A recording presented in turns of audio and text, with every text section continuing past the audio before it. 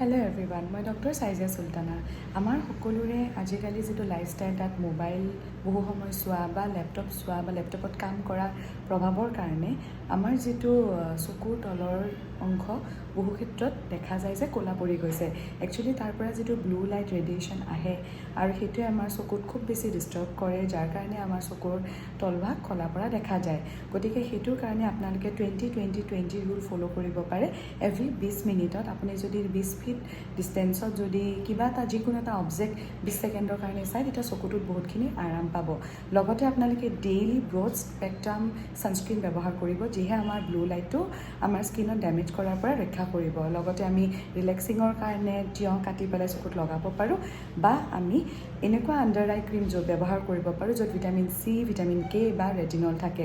আৰু তাতকৈ বেছি কিবা অসুবিধা হ'লে ডেফিনেটলি এজন এক্সপাৰ্টৰ লগত কথা পাতিব। Thank you so' much.